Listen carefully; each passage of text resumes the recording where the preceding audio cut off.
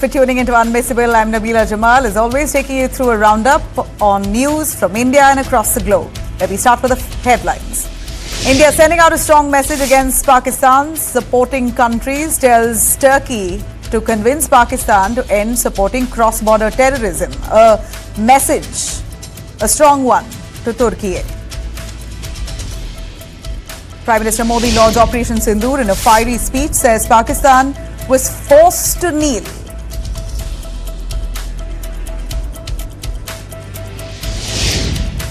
Exchange of fire between security forces and terrorists in Singhpora area of Kishtwar. 2 to 3 terrorists believed to be trapped. 1 army soldier has been martyred.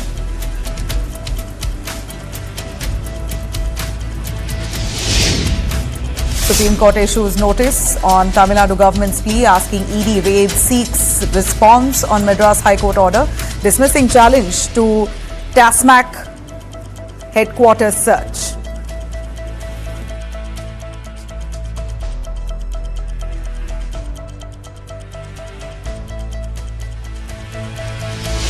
Minister Amit Shah chairs a key meeting to review the Yamuna River cleanup, drinking water supply and sewage management in Delhi.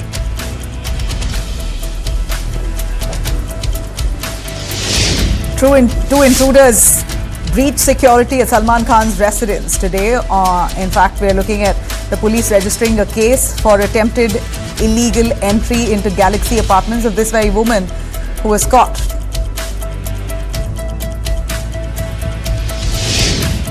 Philippines and Chinese vessels face off at Philippines Fisheries Bureau, accuses Chinese Coast Guard of firing water cannons and sideswiping a Filipino government vessel.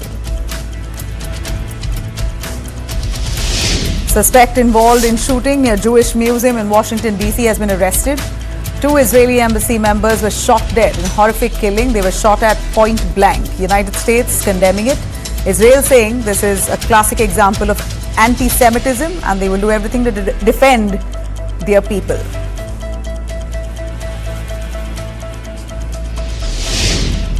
And Trump taking credit for India-Pakistan conflict truce yet again, says ex-White House official John Bolton backs India's actions against Pakistan, says New Delhi acted in self-defense.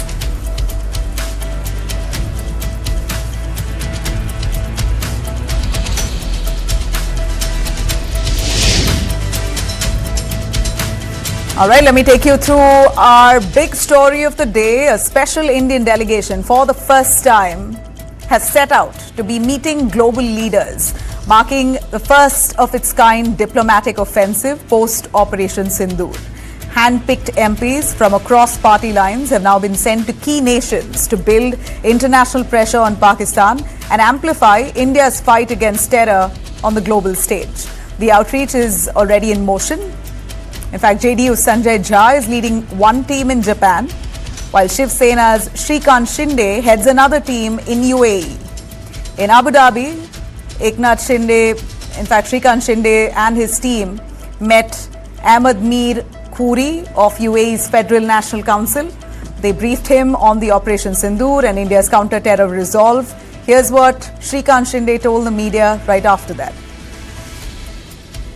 ये जो हमले हुए पहलगाम पर innocent लोग उसमें मारे गए और ये आए दिन हमें इन्हें ज़्यादा समझाना नहीं पड़ा कि किस प्रकार से हमले हुए। इतने सालों तक हमले जो है भारत पर होते आए हैं, मुंबई टेरर अटैक्स हो या पठानकोट अटैक हो, पुलवामा अटैक हो, उनको सारी खबर पहले से ही थे और एक स्ट्रेट मैसेज उन्होंने दिया है कि ऐसे टेररिस्ट ऑर्गेनाइजेशंस को या टेररिस्टों को पनाह देने वाला देश, उनके साथ हम कदापि खड़े नहीं रह सकते। हम टेररिज्म के अगेंस्ट में हैं और हमें साथ में आकर, ये भी एक मैसेज उन्होंने दिया कि हमें साथ में, सभी देशों को साथ में आकर इस टेररिज्म से लड़ना बहुत जरूरी है। Now, Shrikant Shinde's team includes BJP's Manan Kumar Mishra, SS Ahluwalia, Atul Garg, Basuri Swaraj, BJD's Sasmit Patra, IUML's E.T. Muhammad Bashir and ex-diplomat Sujan R. Chenoy, and India's ambassador to UAE, Sanjay Sudhir. Meanwhile, in Tokyo, Sanjay Jha's delegation comprises BJP MPs Aparajita Sarangi, Brijlal, Pradhan Barua and Hemang Joshi. Also Congress leader Salman Khurshid, TMC's Abhishek Banerjee, CPIM's John Brittas and former envoy Mohan Kumar. They are part of the Japan tour from May 22nd to 24th. That's next 2 days. They will be briefing officials there in Japan. Now in Tokyo, Foreign Minister Takeshi Iwaya has condemned the Pahalgam terror attack, assuring full support to India's zero tolerance to terror. The team also met with ex-Prime Minister Yoshide Suga, a top national security official, each echoing solidarity. In fact, they've all come on board with India's idea to stand against terror. MEA spokesperson Randhir Jaiswal has made it quite clear today while speaking. Let's listen in.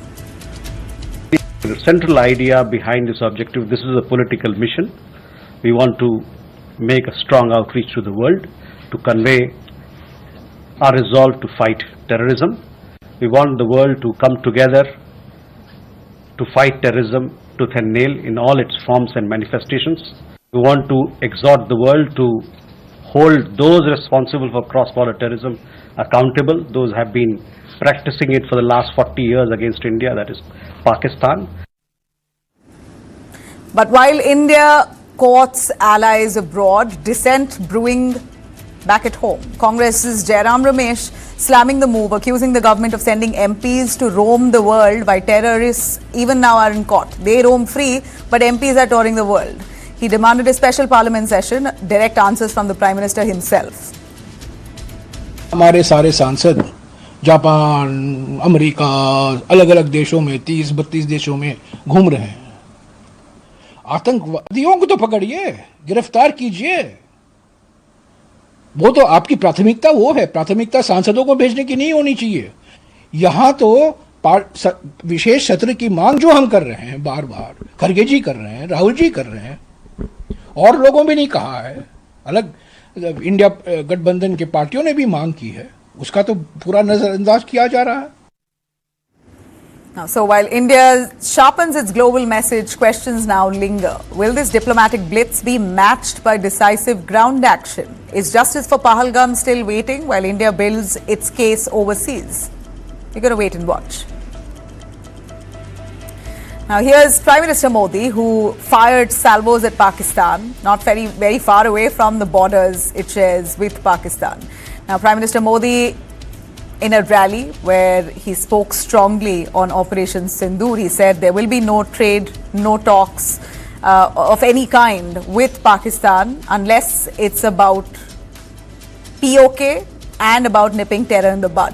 He's reminded Indians of the massacre that happened in Pahalgam, the innocent lives that were lost. His words echoed a new India's resolve, a nation that will no longer stay silent when provoked.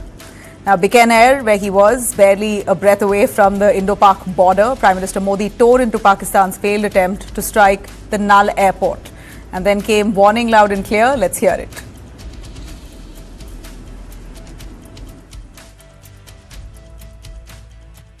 साथियों, जब मैं दिल्ली से यहां आया तो बीकानेर के नाल airport पर उतरा।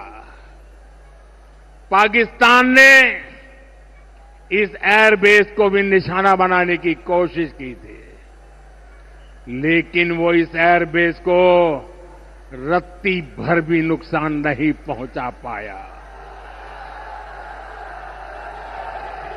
और वहीं यहां से कुछ ही दूर सीमा पार पाकिस्तान का रहीम यार खान एयरबेस है। पता नहीं आगे कब खुलेगा। आईसीयू में पड़ा है। भारत की सेना के अचूक प्रहार ने इस एयरबेस को तहस नहस कर दिया है। साथियों, पाकिस्तान के साथ न ट्रेड होगा न टॉक। अगर बात होगी तो सिर्फ पाकिस्तान के कब्जे वाले कश्मीर की, पीओके की। All right, there you have it. Prime Minister Modi there saying on multiple lines, slamming Pakistan, speaking about the army. He said Pakistan's army and economy will pay for every terror attack. That's precisely what he said. In fact, here's also, he said, Rahim Yar Khan Airport, air base that was damaged. No water, no talks, only POK. The Prime Minister will have nothing else to say apart from on issues of Pakistan-occupied Kashmir and terror. And then went on to say a host of other things, saying that Modi's mind is cold, but his blood is hot. In my veins flows not blood, but hot sindoor. Sharp words of Prime Minister Modi. First we entered their house in attack. Now we have struck them on the chest. Modi's message there, not merely a rhetoric, but a complete strategy and a resolve that was shown and expressed through his voice. Fierce words, saying New India will not compromise.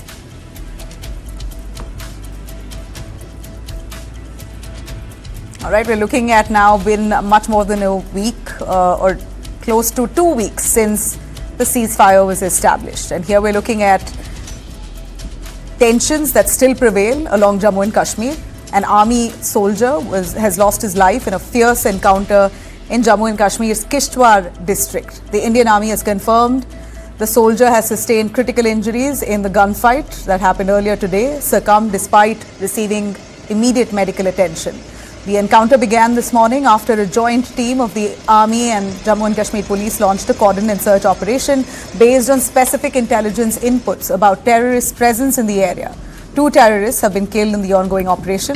Now, this encounter comes just days after 6 terrorists were neutralized in back-to-back operations in Shopian, Tral and South Kashmir. It also, of course, follows the horrific Pahalgam attack. Now, in response, security forces have intensified anti-terror operations across the valley. Police say that 23 individuals were arrested last week for activities deemed dangerous to national security. Focus now remains firm on flushing out remaining terror elements and preventing further civilian casualties. Jammu Kashmir के किश्तवाड़ जिले के छात्रों के घने जंगलों में सुरक्षा बलों और आतंकियों के बीच मुठभेड़ लगातार जारी है। सूत्रों से मिली जानकारी के मुताबिक इस इलाके में 3 से 4 आतंकियों के छुपे होने की खबर जम्मू कश्मीर पुलिस और भारतीय सेना को मिली, जिसके बाद जॉइंट ऑपरेशन लॉन्च किया गया। माना जा रहा है कि ये 3 से 4 आतंकी जैश के हैं। वहीं लगातार सुरक्षा बल इस घने जंगल में ऑपरेशन चला रहे हैं ताकि जल्द से जल्द इन आतंकियों का खात्मा किया जाए। Now, as India is on high alert, we hear there was a terror bid that was busted. Indian intelligence has now curbed a major Pakistani spy ring, stopping what they believe was a planned terror attack against Delhi. 2 men have been arrested, including one trained by Pakistan's ISI. The case began in January itself when they were very closely monitoring these movements. In fact, after Pahalgam, there was sharper focus. But this week here, an operation that's been on since Jan, when intelligence agencies on a tip-off found some persons of suspicion entering India from the Nepal area to spy. After weeks of tracking, they've caught Ansarul Mia Ansari in Delhi. In fact, on Feb 15th itself, he was arrested. He had secret military documents and was planning to go back to Pakistan via Nepal. Then in March, they arrested a second man, Akhlaq Azam from Ranchi, who helped them with logistics. Both were in touch with Pakistani handlers and their phones showed signs of a larger plot. Now, top sources say Pakistan's spy agency ISI, through its officers Muzammil and Ehsanur Rahman, alias Danish, who were linked to the Pakistani High Commission in Delhi, had been trying to recruit Indian YouTubers and locals for spreading propaganda and gathering intel reports.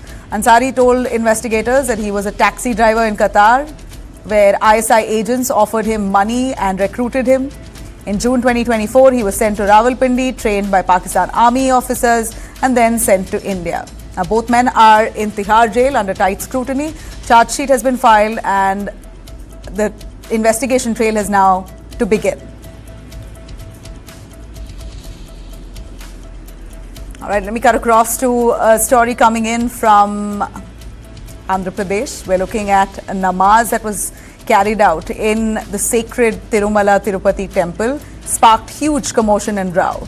Tensions broke out near the sacred Tirumala temple in Andhra Pradesh this evening after a man was seen offering namaz in the vicinity of the temple premises, sparking a wave of outrage as expected among devotees and temple authorities who took serious objection.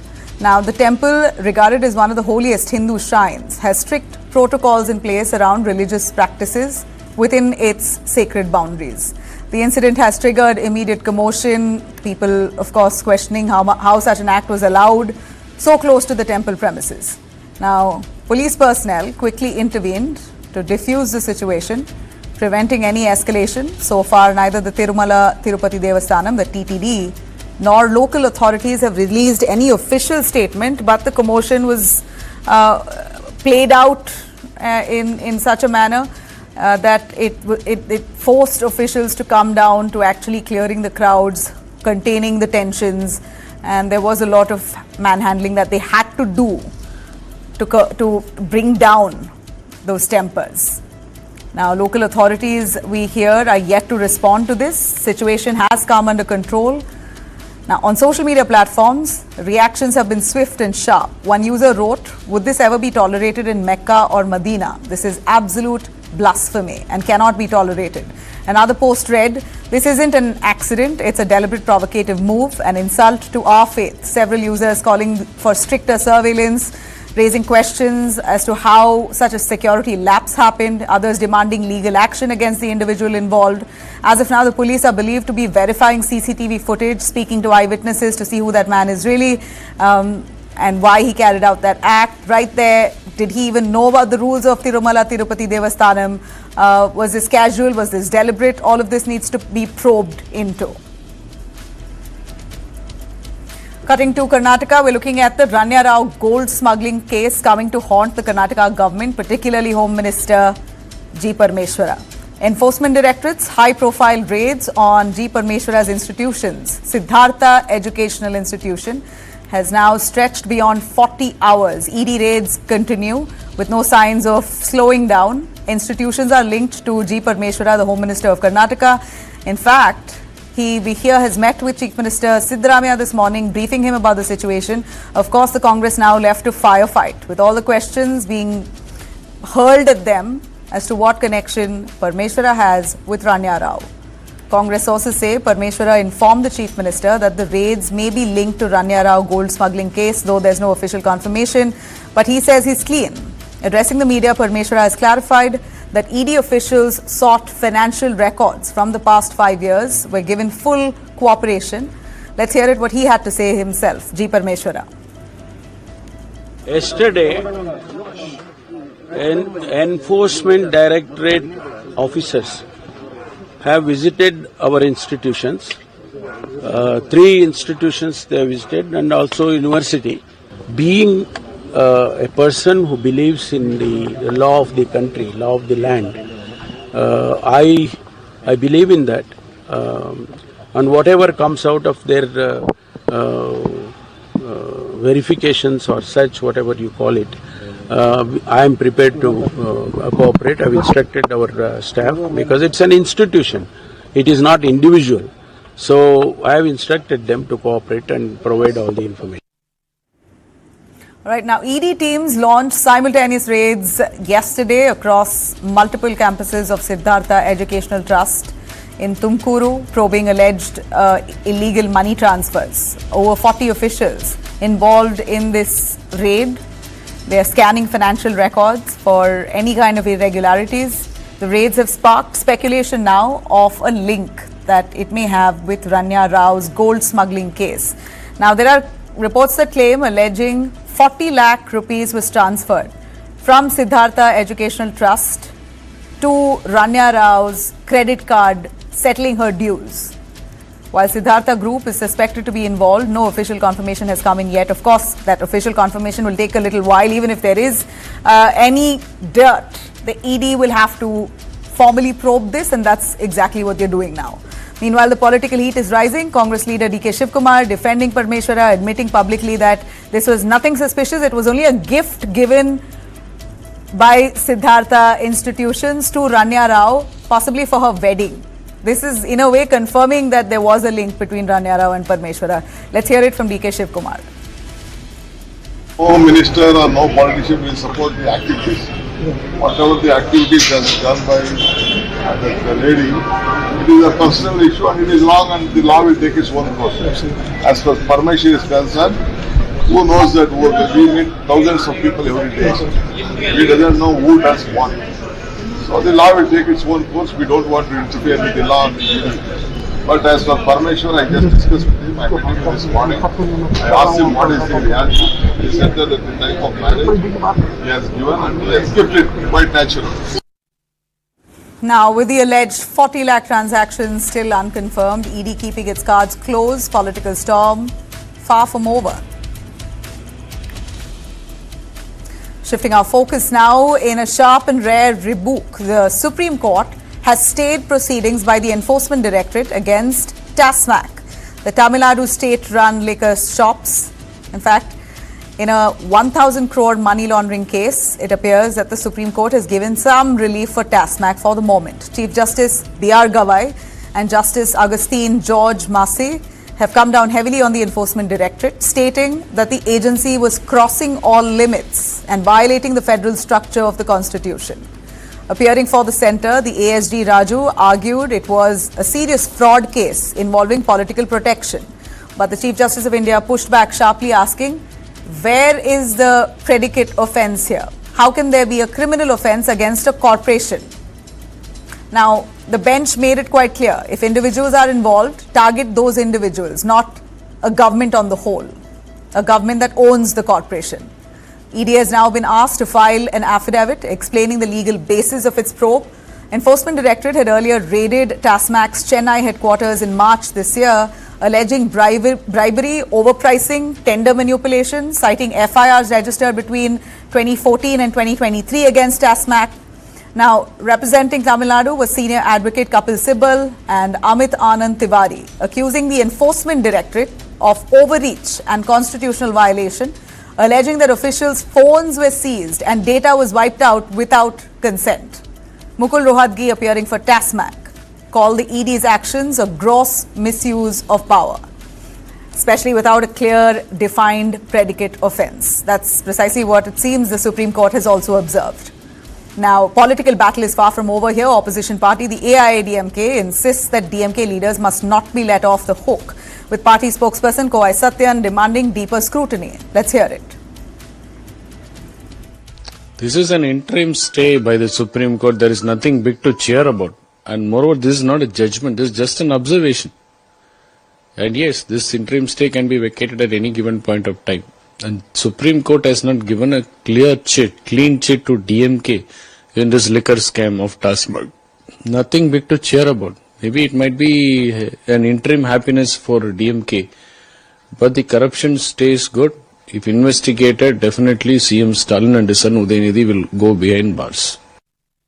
Quick recap here on the case. ED claims that distillery firms paid unaccounted cash to secure contracts from TASMAC and that retail outlets collected more than the MRP, forming the basis of the 1,000 crore scam, the allegation on this scam. But with the Supreme Court putting a temporary stop to ED's investigation, the agency now, of course, faces some tough questions on jurisdiction, legality, constitutional boundaries. Of course, the ED is stopped short from moving forward. Now we're going to see if ED's affidavit in court will really justify their case, whether it should move forward or not. All right, we're looking at Mumbai police now, who's arrested a person, a man and a woman, we hear, for attempting to trespass the already troubled superstar Salman Khan. In fact, this lady was pictured trying to walk into his Galaxy residence. Now we have no idea how she's managed to break into that. It's already high security zone there, considering Salman Khan has received multiple threats, death threats, especially after his close friend Baba Siddiqui was gunned down. We know that Salman Khan has upped his security. The police have really increased and scaled his security, and he's got his own personal guards there deployed heavily. So amidst all of that, how did this person enter? 2 FIRs have been registered in connection with this incident. As per the police official, the woman entered the building and managed to reach up all the way to Salman Khan's flat. In fact, it's one apartment building. It's a joint family. Salman Khan lives in one of the floors, a complete separate apartment where he stays and his family up and down. So it's one building which his entire family stays in, but Salman Khan has a flat of his own in that very building. So she's managed to reach all the way up there. Now, there was a 23-year-old man also who illegally entered Salman Khan's residence, we hear.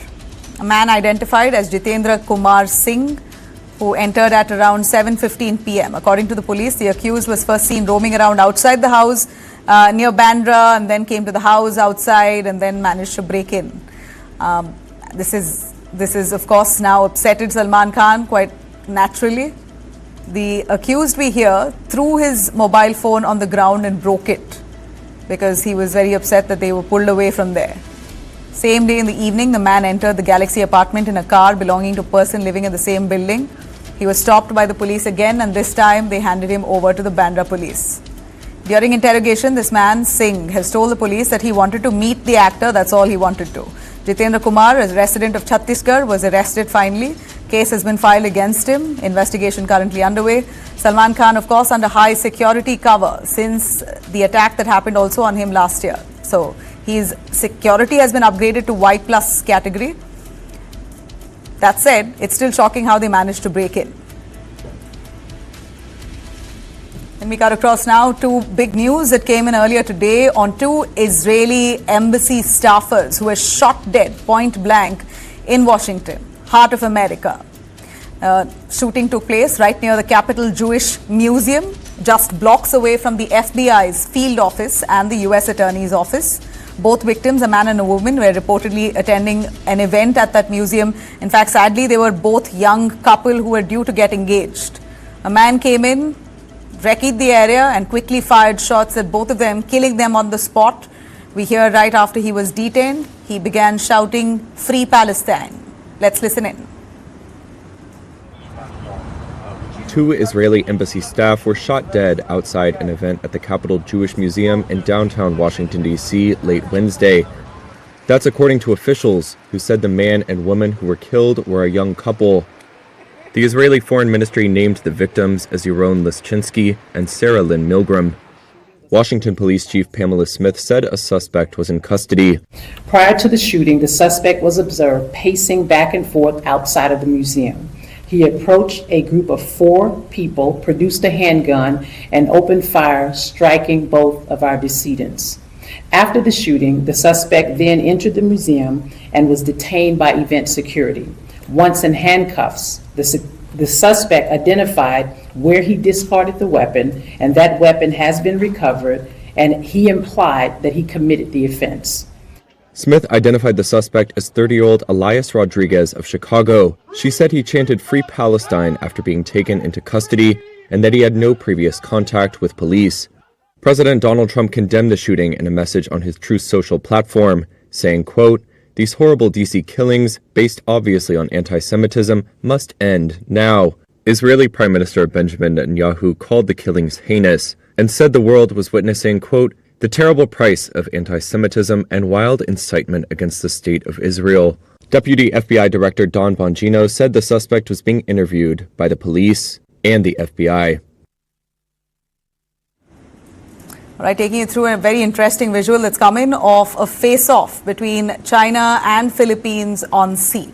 Here's an incident where the militaries of Philippines and China, as we saw off the Vietnamese island of San Khe in South China Sea, a China Coast Guard ship reportedly fired water cannons and sideswiped a Philippine Bureau of Fisheries and Aquatic Resources vessel in Sandy Cay, West Philippine Sea. In a statement, they've said the scientific team on board were on a routine mission to collect sand samples in the sea as part of Marine Scientific Research Initiative when water cannons were fired from the Chinese side. Your unsafe maneuvers are in clear violation of your obligations for safe conduct under the 1972 International Regulations. On that note, we're going to slip into a short break. We'll be right back with a very special chat on the other side on why cab aggregators almost push you to pay a tip before booking. in a way, subtle extortion. It's been called out by Union Minister on this. Uber has been sent a notice as well. We're going to take you through details on the other side. Stay with us.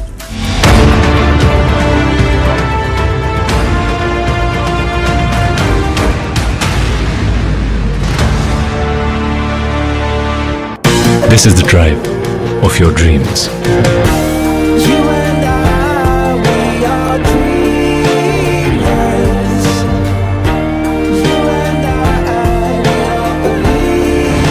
Introducing the all-new Skoda Kailak.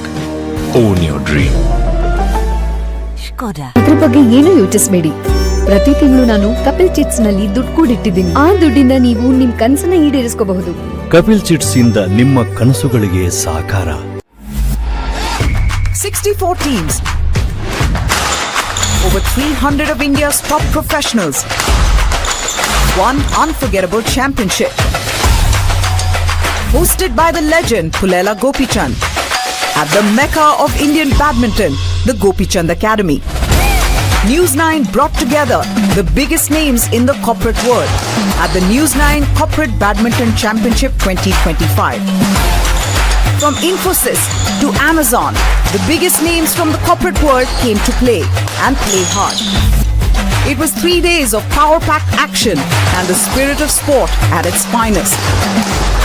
Relive the moments, celebrate the champions, only on News9.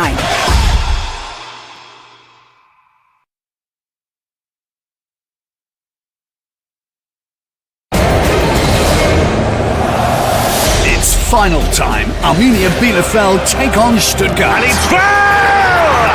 Giant killers Bielefeld up against Stuttgart. Stiller! The last time they met in the cup, it finished 6-0 to Stuttgart. It seems unbalanced, but this is the cup and anything can happen.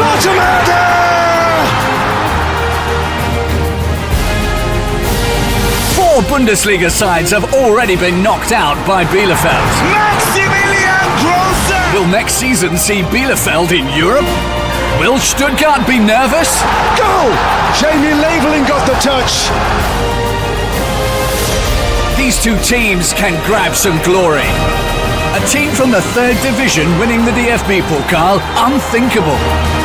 The madness starts at 8 o'clock. In the end, who will lift the cup?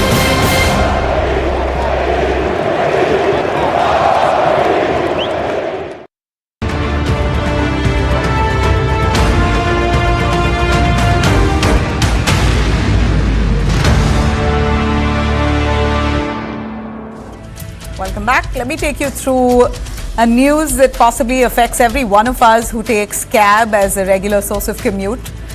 If you're running late, stuck in traffic or stranded during rush hours and you're not finding a cab, suddenly this glimmer of hope pops up in the form of a message that comes by your app aggregator itself, and that message says, add a tip to increase your chances of booking a cab or getting a cab.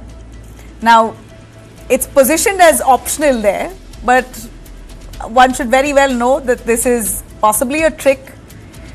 In fact, many of them believe that adding this message right before actually getting a cab is a subtle form of extortion. The app says the driver keeps 100% of that tip. You feel mildly extorted when that message actually pops up even before you get a cab during high traffic hours. Now, do you even have a choice when you're not getting a cab and you're told you might get a cab faster if you place a tip? Do you even have a choice then? Union Minister for Consumer Affairs Prahlad Joshi has stepped in, calling this out. He says Uber's advanced tip feature is unethical, unfair, borders on exploitation. A tip, he reminds, is meant to be a token of appreciation after service, not a ticket to access it. In fact, Prahlad Joshi's take is, at this point, this is a brazen violation of consumer protection rights. In fact, he says he's taken this up with the consumer protection body as well. A notice has also been issued to Uber seeking answers. Of course, the irony here, the tip actually stands for to ensure promptness. But when tipping in advance becomes the only way to get a cab, it stops being appreciation, it starts feeling like ransom. So what's really going on here? Why are ride apps quietly encouraging this behavior? First of all, who gives them permission for this clickbait messaging? Why are drivers declining rides unless they are tipped in advance? Why are they even encouraged to do that? And is convenience now just a privilege for those who can pay extra? There's a lot more money that you'll be burning in if peak hours you're paying tip to get a cab. Joining me on this to weigh in a little more is Bijan Mishra, consumer expert, and also Professor V. Rajalakshmi, who's a sociologist and a professor of sociology. Thank you very much for joining us. A quick question, sir, to you, Bijan Mishra. Don't you think this is subtle extortion? What gives the right for cab aggregators to actually put out that message saying it's completely your choice, it's optional, but if you're not going to tip, then you might not even get a cab for an hour too? And we know what happens when you don't, when peak hours, you hardly get a cab. So you're desperate. So, Nabila, it's very interesting to understand that the lawmaker, the Honorable Minister, I'm very happy that he has at least intervened. You know, nobody in the ministry, within the cabinet or within the government takes interest on protection of the consumers in our country.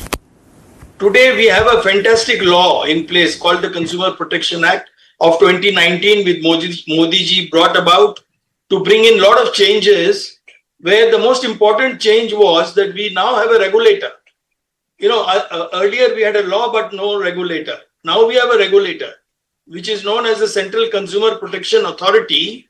And as you know, because of the intervention of the Honorable Minister, CCPA has issued a notice, a show cause notice to the Uber and the other, service providers in terms of cab service. Now, the most important fact is everyone is governed under a law. And if anybody who is violating the law is deemed to be a violator or a person who is illegally making money out of the consumers. Now, as you defined tipping, tipping is a gesture which we as consumers do in a voluntary manner, in a way to show gratitude towards the person who has given us the service, which is done at the end of the service which has been provided. But this is for the first time I find that in our country, I do not know overseas how they are dealing with these kind of services, because these aggregators are all global. It's not only India-centric, they work globally. So how they are governed in terms of such, extortive mechanism, in terms of extracting, or I would call it profiteering out of the services they are providing. So you can't take a tip and then you kind of, push the customer against the wall, saying that, if you don't tip, then I can't guarantee you whether he'll come to you or not, or whether this service will be provided. This is purely an unfair trade practice. It's basically exploiting your desperation. They know very well there's high demand during peak hours. So you're exploiting customers and consumers while you're in the most desperate state of mind. You want to just leave office or leave wherever. You want to get home as soon as possible, or you want to get anywhere. You want to go out, meet your friends, go to a party, or getting late for a movie. After work, everyone's pressed against time. So you want to be leaving as soon as possible. And that desperation is what is precisely being exploited, and that's visible here. Rightly so that Prahlad Joshi, Union Minister, has called this out. I'd like Professor Rajalakshmi ma'am to actually step in on this. Ma'am, please go on the exploitation, the manipulation, the psychological hacks used by cab aggregators to manipulate customers. Actually, earlier, like just about few years back, people were not really used to this Uber rides and all. Most of them had their own personal vehicles, and all they would use the public transport. And in metropolitan cities, with the increase in people commuting, with the traffic, and also so much of urban development, infrastructure development is going on, that people have got used to this culture of using Uber, taking Uber. either to workplace or wherever they want to go. So therefore, what happened was, I mean, it's a very systematically, they have really taken on and, started playing with the psychology of the commuters. So they just made all of us get used to this Uber culture, because they made all the prices very competitive, and it will be very fast service. And many a times with the constructions going on, traffic jams and all, people were very comfortable using this because they would feel that Uber would take you in a shortcut or take a faster route. That was one. Also, the other thing is that using public transport for some became very difficult, so they also got used to taking Ubers. So they introduced this Uber culture among all people. So people became used to this kind of a culture, which was like, having a vehicle, very well, fast vehicle, prompt vehicle at your doorsteps. Now, once people have got used to it, now they've introduced this whole concept of, this tips before the service.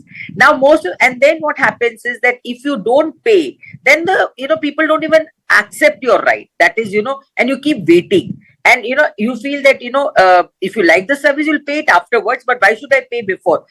Many times it happens that you say that, no, it doesn't matter, I will keep waiting. And they make you keep waiting. So it is like introduces the culture of bribing, that, okay, fine, if you pay, pay us, then we'll come faster to you. 2, it is playing on to the psyche of frustration. Why? Mainly because, the time comes that, where you have to fast, quickly, get out of the house or get out of your office, get out or go to any place. The time is also eating up, that you can't take your own private vehicle, because many times it happens the routes are unknown to you, and therefore parking also has become a big issue in metropolitan cities, especially people living in Delhi. They can really understand this, that how much it is very difficult to park the car, so they prefer to use an Uber. But with this coming of this whole tip business before the the ride, and that is actually exploiting, 2, playing on to the frustration of the people, introducing the culture of bribery, that you bribe, you get your service faster. If you don't, then you keep waiting. So this is something which is like really unacceptable, and it should not be encouraged.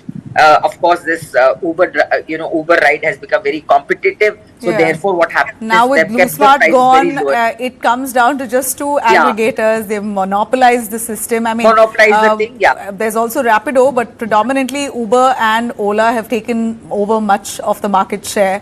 At a time like this, one does not even have a choice. Who else can I go to find a cab as quickly without feeling like I'm extorted?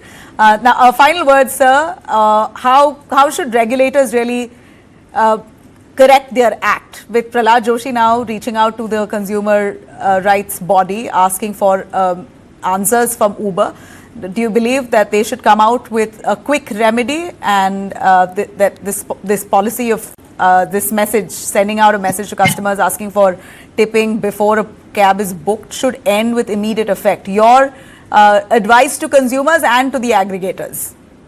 You see, I'm very clear. Today, the consumer is delighted with the choice.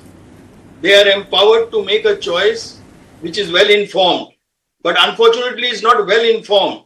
We don't even know what is the price structure, how it is calculated, in what manner the algorithm works, in what manner they charge you. So the regulator's first job is, the minister himself, a lawmaker, should bring out a very candid law in terms of defining the standards of these aggregators and the motor vehicles which are being used.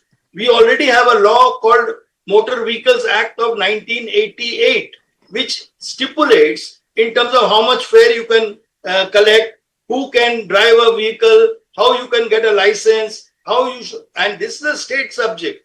So the states have to intervene now. After the union minister has intervened, in my view, the state's transport department has to intervene immediately to ensure that there is a good rule and regulation brought about where the consumers feel protected. They don't feel cheated. And unfortunately, as you very correctly mentioned, that we feel at every step that we get cheated. And when we get cheated, we don't know what to do. Yeah. We can't go for a 1,000 rupee refund, to a litigation to judiciary by spending 50,000 rupees on legal expenses to claim my 1,000 rupees. Correct. So the government intervene, the regulator should intervene, that if any unfair trade practice is undertaken, consumers, these kind of options which are given, which are extortive in nature, which are unfair trade practice, it should not be allowed, and if they are found to be doing that, then huge penalties should be imposed on them so that they dare not do it in future. They dare not adopt such practices which they have just now done. It is against the law, it against the ethics of our business. Absolutely. You know, for me it appears that as if these platforms are trying to pass on the burden of fair pay to their drivers, to the consumers. Basically try to share that burden on the consumers so that they can deal with it very slyly. It's been called out by none other than Union Minister Prahlad Joshi, so we're really hoping that this now will be expedited, a case against them. Let's hope they end this practice. Thank you very much, both of you, Ms. Rajalakshmi and Sir, to join us on this chat. Thank you. Thank you. All right, let me take you through now a very tragic story that's coming to light on 3 men who were dying to get their hair back, went through a hair transplant, and it seems like 2 of them died, 1 of them critical. Now, beauty standards today aren't just aspirational, they are oppressive. Aesthetics have become currency. Pressure to conform to pushing both men and women into desperate, dangerous decisions, quick fixes, cosmetic shortcuts, some ending with tragedy.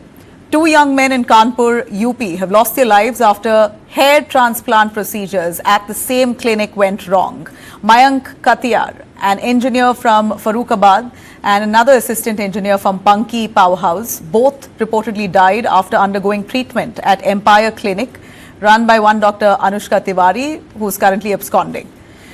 Now, looking at Mayank's case, last November, the BTech graduate working in a private firm walked into the Empire Clinic on 18th for a routine hair transplant, 18th of November. So by midnight of that same day after that procedure, he began feeling excruciating pain. Dr. Anushka gave him an injection, but that pain we hear did not subside. The next day, Mayank's face had fully swollen. It was swollen beyond recognition. His chest started to hurt intensely, but heart specialist, as he got it checked, said nothing was wrong, his heart was fine.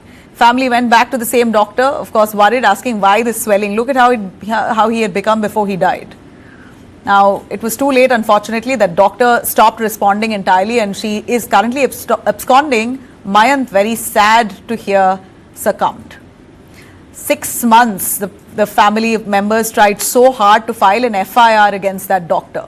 Finally, they met personally with the police commissioner. That's the accused doctor, Anushka Tiwari, who carried out that hair transplant and who's absconding here. The police commissioner had to intervene for an FIR to be filed 6 months later after that man died. Now, let's shift focus to the latest in Kerala. Before that, I'm going to take you through that reaction coming in on that case.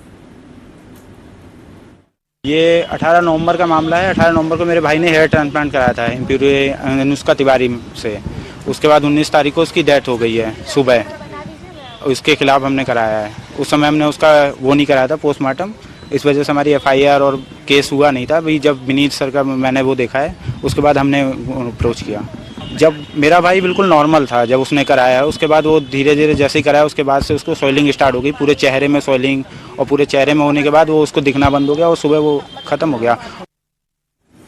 Now, the latest case that's now, of course, brought the focus back to these quacks and hair transplants going wrong is 49-year-old C. Sunil from Kerala. He simply wanted to fix his receding hairline, but instead, he's currently battling flesh-eating bacterial infection on his scalp. He had 13 surgeries after that one tryst with a hair transplant doctor. Now, the trauma, both emotional and financial for him, he's fully gutted. Of course, those are the images that have come in from him, of him being at a hospital receiving treatment after nearly 13 surgeries that he had to go through to fix it. The procedure was carried out at Insight Derma Clinic in Kochi, Kerala. Again, police there were approached early on itself, but FIR was only filed on the 20th of May.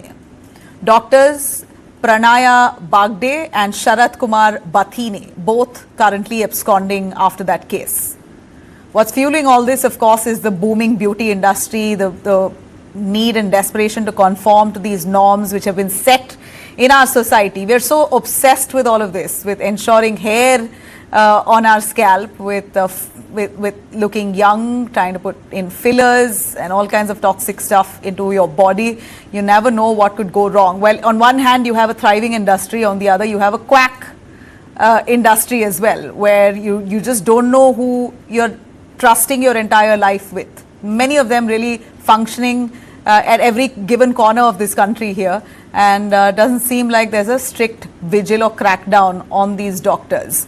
Let's take you through our panelists to give us a little more, in a sense, to establish how do you trust a doctor in today's age? When they have clinics like this that say that they are experts in hair transplant, one would assume that you're in safe hands. But where is the red flag? And what should you look out for? Dr. Anup Dheer, Senior Consultant Cosmetic Surgeon at Apollo, joining us. We also have Sulpi Nohu, who is the National Coordinator of the IMA's Social Media Wing, member of its Central Working Committee as well. Thanks very much, both of you. Sir, our doctor first, Anup Dheer, could you tell us, sir, on what is the minimum qualification that a doctor really needs to perform these transplants, cosmetic procedures in India? These are not one-off cases. I could tell you, I've been spotting these cases coming in from many parts of Punjab, Chandigarh. Now we're looking at Kerala.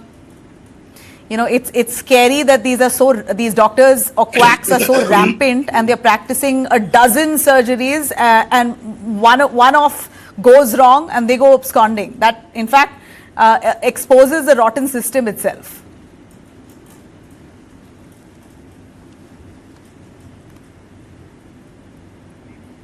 Doctor, if you can hear me. Dr. Anup Dheer? Dr. Anup, can you hear me? Dr. Anup? Okay, let me fix your connection. Dr. Sulfi, would you want to step in on this? Yes. Please Actually, yes, absolutely. See, everybody wants to look good. You know, it is. We used to see all the film advertisements and all television ads in which the film actress will come and she will say that this soap has changed my face and my looks. It used to affect our generation and the next generation too. Everyone wants to look good, and now see. What is happening is there are a lot of unqualified professionals, maybe unqualified people working in this industry. This is a very, nobody is bothered about the amount they are planning to spend, or maybe they are spending on, the cosmetic arena. The cosmetic. If someone want to look good, they will spend any amount of money. That is being exploited by a group of, cracks. That is what is happening. I have to say this, for any procedure, you need to have a basic MBBS qualification to do any procedure. Having said that, if the doctor is a dermatologist or maybe a plastic surgeon, definitely they can do cosmetic surgery, maybe hair transplant and such procedure. But the minimum basic qualification is MBBS. Even without that, there are dental doctors doing, there are quacks doing, there are the people who used to work in some maybe the beauty parlors, they are also doing all these things. This must end, and there must be strong regulations against such activity. I have to say this thing also. The other point is that even with qualified hands, even if a qualified hand is doing, there is a possibility of risk is involved. Definitely, you are giving local anesthetics, you are injecting drugs. There is a possibility of risk when there is a very high chance of the patient landing into complications when it is done by unqualified person. The basic thing is, we need to have some kind of a methodology in which we can recognize the doctor and its qualification. Maybe a QR code or maybe something of that sort. Yeah. Correct. A quick word, Dr. Anup, you're back in line. A quick brief as to what are the complications one could expect if you're going through a hair transplant. We hear the man in Kerala has bacterial infection now in his scalp. He has to go through 13 other surgeries to solve it? Well, very little complication, hardly any. I've never seen in my 20 years of hair transplantation any complication. Complications can arise if you have not seen the patient properly, counseled the patient properly, you're not qualified enough, your clinic or hospital is not accredited for this kind of surgery, and you do not know how to check for diabetes and blood pressure and other problems. Now, in this patient who had very severe infection, probably he was immunocompromised because of any reason, or had uncontrolled diabetes, or all these things need to be checked. Patients need to be counseled about the side effects, possible side effects. Possible side effects are very minimal because this surgery is normally done under local anesthetic unless you do not keep asepsis. Asepsis is now vital, which can't be kept in a dental clinic or a small setup. So it should ideally be done in an operation theatre of a hospital where there's a lot of provision for asepsis and good instrumentation, and anesthetist also is there to monitor the patient. Plus, you give some kind of antibiotic to the patient pre-op or post-op, depending upon your protocol, and you keep the patient in for a couple of hours after the surgery to see whether everything is all right, and then send the patient home. Don't send the patient home immediately. A final word of advice, if you have to tell people what to watch out for. Clearly, we're looking at quacks. If you're saying there's hardly any complication, then quacks are rampant. Where do they get their licenses? Yeah, they are with unlicensed quacks. Most of the beauty clinics have also started doing it. They get in touch with some, not a surgeon, but hair transplant assistant, who are basically not qualified to do in this procedure, and they try and do it at lower cost, and patients also fall for lower cost. So they do not check the accreditation of the clinic, whether this place is accredited. Dentists are not accredited. Only plastic surgeons and few trained dermatologists should be doing this procedure, nobody else.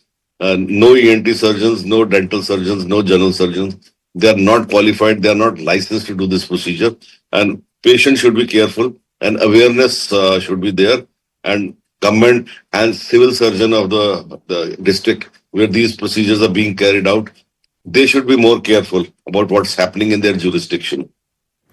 All right, sir. Thank you, both of you doctors, for joining us. Really appreciate your time on that. All right, on that note, I'm going to wrap this right here. Thanks very much for tuning in. Same time, same place tomorrow. Have a great night.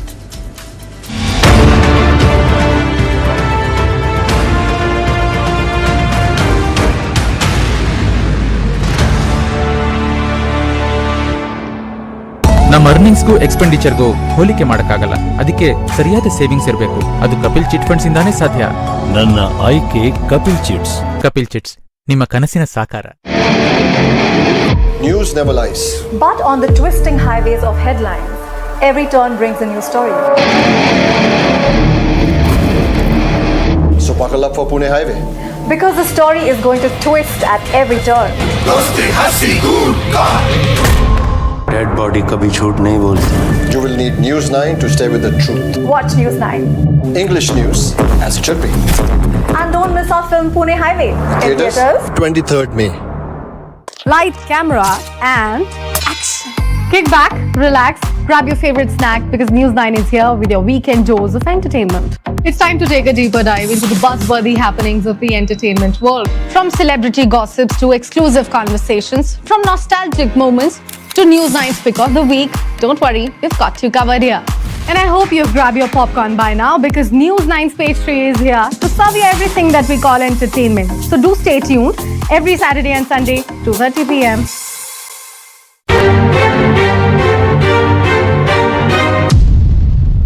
Is life transactional by any chance? Of course. Everything in the creation affects everything else. You are not only an actor, you are an activist. Through my cinema, I've tried to always project what I really felt. You tried to make women look beautiful for themselves. The message to women was, let the spotlight of your life be on you. You are fiercely competitive in nature, but you come across as a typical good boy that every mother would like to have. But it doesn't mean you're not raging inside, or equally euphoric. You have donned many hats, but who is Kiran Rao? I am a speck and I am not even a blink in time.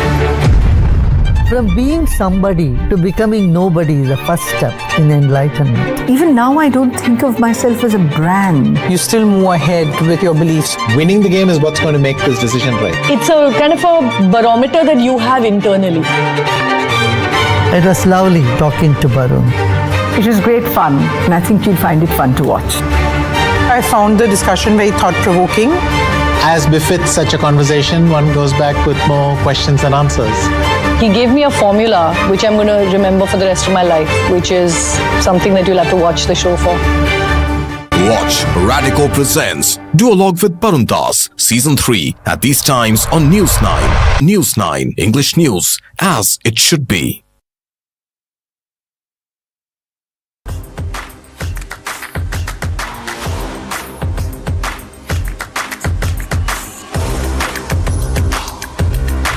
This is India's #1 news network, and you're watching News9, English news as it should be.